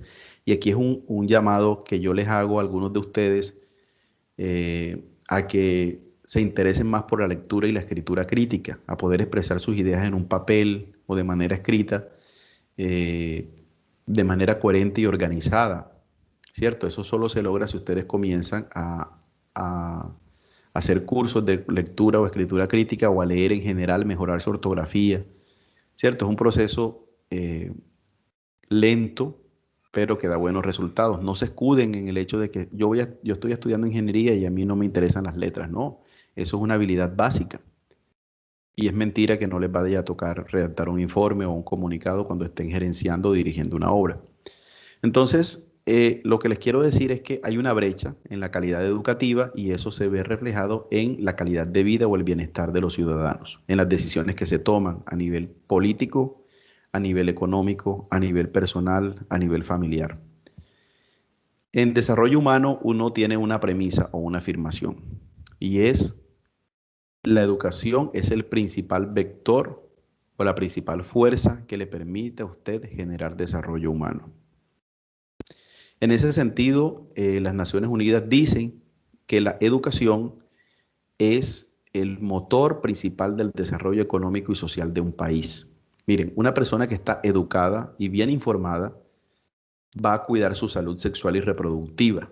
No va a tener hijos que no pueda mantener, ¿cierto? Una persona puede utilizar métodos anticonceptivos o incluso algún tipo de intervención quirúrgica para evitar tener demasiados hijos. Pero una persona que no está educada va a decir: si yo me hago la vasectomía, voy a dejar de ser menos hombre, perdóneme la expresión, no se me va a parar el palo, voy a dejar a perder el apetito sexual. Si las mujeres se hacen la ligadura de trompas, entonces el vientre se les pone frío, Juan no me va a querer, voy a perder el apetito sexual. Eso es ignorancia. Eso, si la persona está educada, sabe que eso no tiene nada que ver una cosa con otra y que tiene serias ventajas. Si una persona está educada financieramente, va a entender que es mejor tener un préstamo al 1% con el banco y no un préstamo al 10, 20 o 30% con un pagadiario. Usted escucha a la gente diciendo: prefiero deberle el pagadiario y no al banco porque esa gente sí cobra. Y el pagadiario te cobra diariamente y a un interés más alto y te amenaza.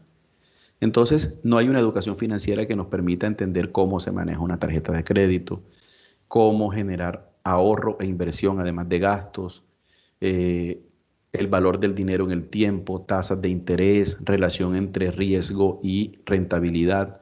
Eso deberían enseñárnoslo. Desafortunadamente termina uno aprendiéndolo solo después de tantos problemas o tantas cosas que se le presentan a uno. Profe, disculpe, ahora que está diciendo eso, hay personas que, o sea, que tienen hijos es por, o sea, por los subsidios que les dan.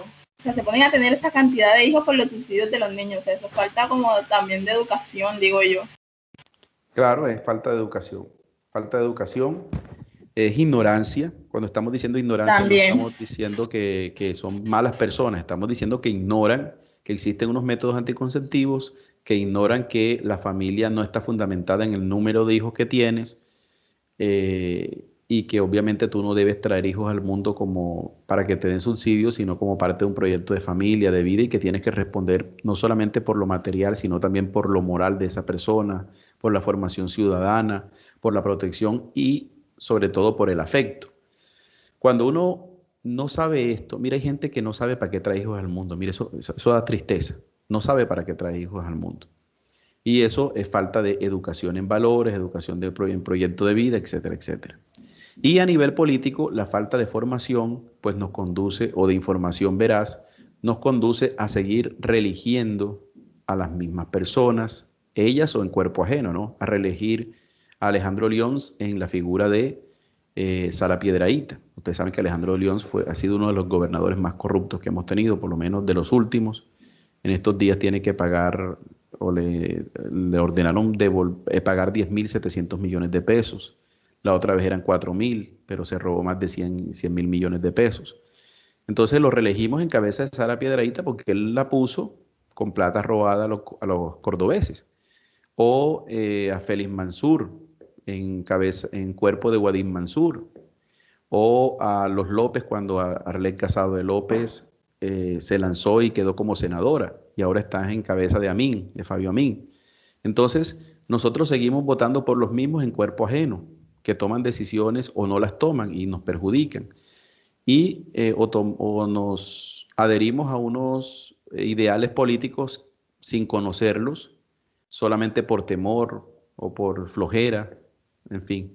Eso conduce a la debacle. Giovanni Sartori, ensayista y politólogo italiano, decía que tan perjudicial para la democracia es la corrupción de quienes gobiernan como la indiferencia de los ciudadanos, ¿cierto? No todo es culpa, en gran parte de quien gobierna, pero también de nosotros como parte de ese pueblo que debe exigir, ¿cierto? Debe exigir que se cumplan cosas.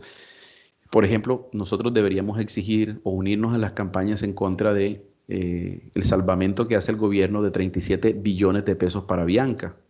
Ese presupuesto, chicos, es similar al de educación. Entonces la peladera pidiendo plata para la educación pública, que sí genera desarrollo, y no hay. Y apenas pedían era 15 billones y ahora sí hay plata para Avianca, que generará 2.000 puestos de trabajo, pero ¿cuántos versus cuántos millones de estudiantes en universidades públicas? La Universidad Nacional está desfinanciada. Entonces parece que hay una malévola decisión de no apoyar este tipo de situaciones a la FARC Juventud. Ya la cantó Uribe, ya dijo que era FARC Juventud, entonces ya no tenemos que apoyar la educación pública. El SENA está que lo privatizan. Entonces es una serie de situaciones que están atacando al pueblo, y en este caso desde lo educativo. Voy a terminar rápidamente porque si no nos quedamos otra clase con estrategias y no avanzamos, que yo hablo mucho. Y bueno, la otra es estimular al público a ser complaciente con la mediocridad, promover al público a creer que es moda el hecho de ser estúpido, vulgar e inculto. Entonces ahí viene el ejemplo que sacó alguno de ustedes sobre Vicky, Juliet creo que fue. Y entonces si Vicky es así, si la gente es estúpida, entonces yo sigo la misma moda, ¿no? De ser tonto, de ser vulgar, de ser inculto. Aquí hay un ejemplo y es el conformismo, ser complaciente con la mediocridad. Y yo la equiparo a esa famosa frase, que roben pero que hagan algo. ¿Cierto? Que roben pero que hagan algo. Y eso es mediocre, la gente no debería robar y tiene que hacer algo, y no algo, sino todo lo que está estipulado. Entonces muchas veces hay gente que justifica la pavimentación de una calle y ya es buen alcalde porque dejó hacer las corralejas o me pavimentó la calle y no importa que robe, pobrecito, él también me dio plata en la campaña. No, eso es ser condescendiente eso es ser sinvergüenza. Eso es ser sinvergüenza. Bueno, yo voy a dejar hasta aquí porque ya se me acabó el tiempo y voy a explicar brevemente la actividad. Nos quedan estas dos, estas las evacuamos en la clase siguiente para darle paso al tema de la participación. Y aquí vamos avanzando. Entonces, ¿hay alguna pregunta, comentario o inquietud acerca del tema de la clase de hoy? Teniendo en cuenta pues, que nos quedaron 2 estrategias para la próxima clase. No, profe, ninguna, todo claro. Y pues también en la lectura que nos mandó para hacerle lo del trabajo de la manipulación mediática, pues también fue muy claro. Entonces, todo bien. Ok, Juliet. ¿Alguien más? Bueno, entonces les comento. Ustedes durante estas 2 últimas semanas han venido diligenciando una matriz. La matriz de análisis de noticia y la matriz de análisis de contexto de esa noticia. Estas 2 matrices son un insumo para el trabajo que van a hacer. Lo van a hacer en grupos de 2 o de 3, tal como lo han venido desarrollando, y excepcionalmente de 1, pues no hay ningún problema. Van a redactar un ensayo.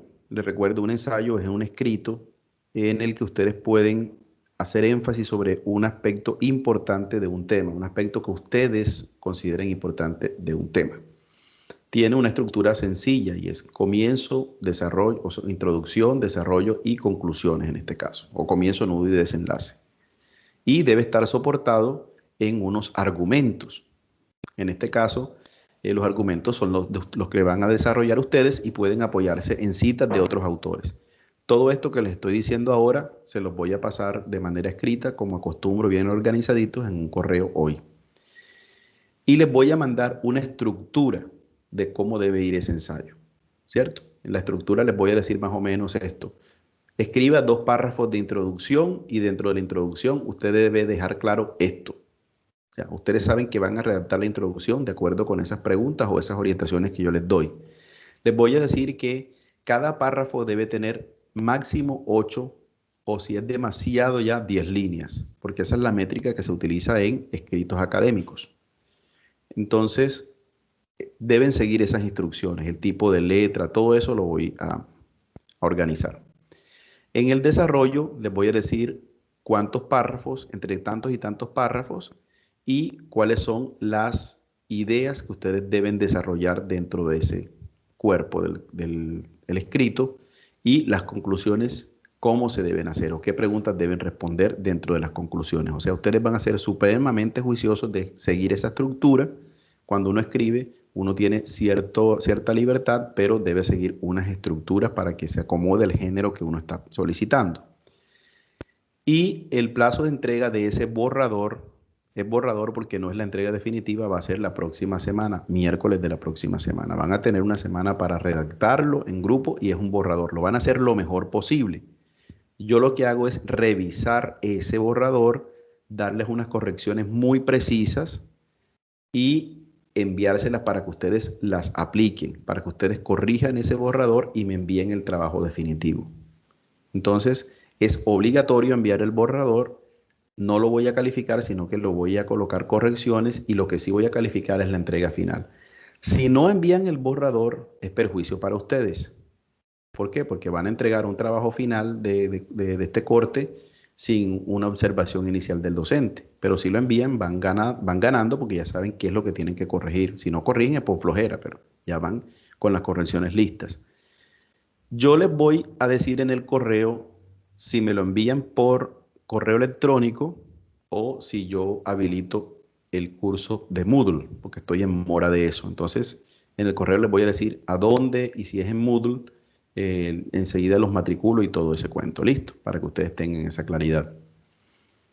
Y ahí les comento todo y cómo van a utilizar las 2 matrices que tienen para redactar el ensayo. Ya yo creo que si hicieran un buen trabajo de esas matrices, van a tener un buen ensayo. Yo voy a ver, tengo que ver reflejado en el borrador y obviamente en la entrega final ese trabajo previo que ustedes hicieron con las matrices. Si no veo eso, la calificación va a ser baja, ¿cierto? O va a ser nula, porque es que yo necesito que ustedes me hablen con fundamentos de las noticias, los antecedentes de la noticia, reacciones de los usuarios, el uso de las redes, en fin, que yo vea las ideas secundarias y principales de principal de la noticia, en fin, yo tengo que ver todo eso vuelto un ensayo. Ojo con la ortografía, con las tildes, con la puntuación, con el uso de mayúsculas en nombres propios, porque todo, absolutamente todo se va a calificar. Y si ustedes no son juiciosos en eso, van a tener una nota baja, ¿cierto? Por muy bien redactado que esté, muy buen manejo del tema que tengan. Entonces, pilas con el envío de un borrador lo mejor posible, pero que es susceptible de mejoras para una segunda presentación. Con eso completamos el 40% del corte, que está para entrega el 19 de septiembre, o sea, dentro de casi 15 días. ¿Preguntas finales? Profe, disculpe, lo que pasa es que yo no pude entrar la semana pasada a clases porque pues he tenido problemas con el internet. Entonces era para saber si este es el siguiente trabajo después de lo de las 10 estrategias. O sea, Sí. no ha puesto más trabajo, ¿cierto? Hemos tenido 4 trabajos. El primero, una relación que hacían ustedes entre jóvenes y política, ese está calificado, sí, subido al banner. La opinión sobre las 10 estrategias de manipulación mediática no la he calificado, lo califico esta semana y la subo al banner. Allí 10 y 10 nos dan 20%. Después de eso yo les dejé 2 actividades semanales de trabajo independiente por grupo. Análisis de una noticia y análisis de contexto de esa misma noticia. Esos son 2 insumos para este trabajo que viene. ¿Usted desarrolló esas 2 actividades? ¿Le llegó el correo, Juliet? Profe, sí, las dos actividades sí, pero lo de la noticia no, porque como no entré a la clase pasada, no tenía idea y Teams no me está dejando ver la grabación de las clases. Entonces por Pero te eso le llegó, pregunté. y te llegó correo con donde yo decía actividad de esta semana, tampoco. Profe, usted mandó, No, disculpe, profe. ¿Cómo? usted mandó, fueron los dos correos donde estaban las dos matrices, ¿cierto? Yo mandé dos correos separados, uno con una matriz de análisis de noticias y otro con matriz de análisis de contexto de noticia. O sea, profe, ¿eso es un trabajo también que hay que hacer o eso no lleva nota? O sea, eso es como un complemento del que puso, el que va a poner, el que puso hoy. No, no es complemento. Yo expliqué, yo no sé, no me gusta estar repitiendo cosas que yo digo muy bien y que yo les mando por correo, porque es que ustedes tienen una semana para contestar ese correo y sus inquietudes y esa pregunta no sé por qué me la hacen ahora. Y yo en todas las clases ustedes pueden preguntar cosas sobre el trabajo. Lo que yo dije es que esas dos últimas actividades de la matriz de la noticia y del análisis de la noticia no son calificables, pero no significa que ustedes no las tengan que hacer. Eso es su trabajo independiente. Yo no tengo una lupa o una cámara para ver si lo están haciendo o no. Eso lo tienen que hacer ustedes porque ustedes tienen un espacio que son los viernes por la mañana para hacer estas actividades. Eso lo expliqué yo desde el inicio. Una clase sincrónica, que son los miércoles, y una clase asincrónica o asíncrona, que son los viernes, que es el espacio para ustedes hacer estas actividades. Entonces, esas actividades no me las tenían que enviar, yo lo mandé al correo. No las tenían que enviar, pero las tenían que hacer para facilitarles que ahora este trabajo que sí me tienen que enviar y que sí voy a calificar sea un trabajo bien hecho. ¿Por qué? Porque lo han venido haciendo hace 2 semanas y no lo van a hacer a las carreras copiándome y pegando cosas. Entonces, yo te invito, Juliet, a que revises el correo, Sí, profe, incluso en la ya lo carpeta de spam. acabé, disculpe, lo acabé de encontrar, lo acabé de Ah, encontrar. bueno. Entonces, míralo allí y yo incluso les mando un videíto de 8 minutos donde explico la actividad con un ejemplo para que ustedes hagan, todo les quede bien clarito. Y les digo, si tienen comentarios o inquietudes, por favor, acá al correo. Listo. Entonces, míralo, Juliet. Si tú quieres, envíame un correo para yo pasarte el enlace de esa clase de Teams que no has podido ver para que la puedas visualizar. Listo. Igual, en la misma explicación que doy en Teams, es la misma explicación que está allí en ese corto video de 8 minutos. Incluso el corto video que les envío está más completo que la explicación que les doy por acá. Pero para que no te quedes sin la clase, recuérdame, yo te paso el link de las clases que no has visto. Profe, yo no vi tal clase por algún problema de acceso a la plataforma y yo te paso el link para que tú las puedas ver. Esa es la idea, que no se queden sin ver las clases por el trámite administrativo que estén haciendo. Eso no los debe obstaculizar el acceso acá. Listo. No se queden, cuando no tengan acceso a la plataforma me avisan, porque ustedes de todos modos van a seguir en el proceso hasta que digan lo contrario. Para mí siguen siendo mis alumnos y les tengo que dar clase y les tengo que revisar y les tengo que evaluar. Listo. Bueno, chicos. Profe, Sí, señor. tengo una pregunta. Las matrices hay que agregarlas en el borrador y en el trabajo final, ¿verdad? No, en el borrador no, pero sí va a ser anexos del trabajo final. ¿Ya? Esas las tienen allí, las meten en el borrador y luego me las incluyen como anexos en el trabajo final. Listo, gracias. Listo. Bueno, con gusto, Milton. Any question? ¿Alguna demanda? ¿Alguna pregunta adicional?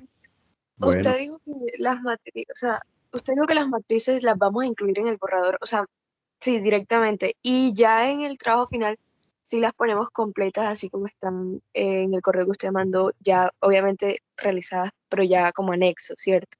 como anexos en el examen final, en el trabajo final, en el examen final. Ahora me van a enviar un borrador solamente del ensayo, lo mejor posible, lo mejor preparado posible para que las correcciones ya sean mínimas. Pero es susceptible de mejora. Allí no me tienen que colocar ningún anexo. ¿Ya? Hagan de cuenta que ustedes van a hacer una camisa. ¿Qué necesita para hacer una camisa? Tela, botones, hilo. Entonces, la tela, los botones, los hilos son las matrices. Ustedes nos me van a entregar, profe, aquí está el hilo y aquí está la tela y aquí está el botón. No, yo necesito una camisa, o sea, un ensayo.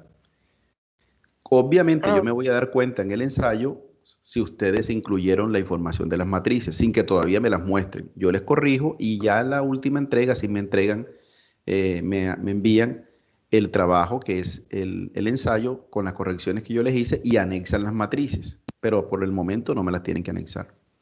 Ok, Pero si toman información de allí, obviamente ese es su insumo, su materia prima para elaborar les va a ser muy fácil, porque ya tienen, toda la investigación ya la tienen que sentarse a organizar esa información.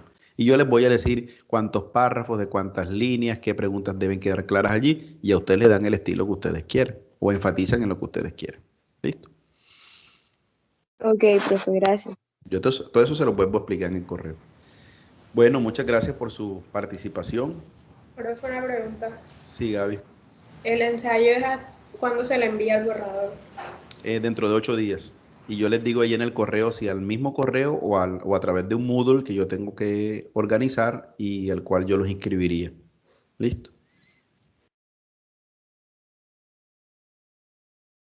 ¿Sí me escuchaste? Sí, profe, gracias. Listo, Gaby. Bueno, detengo la grabación.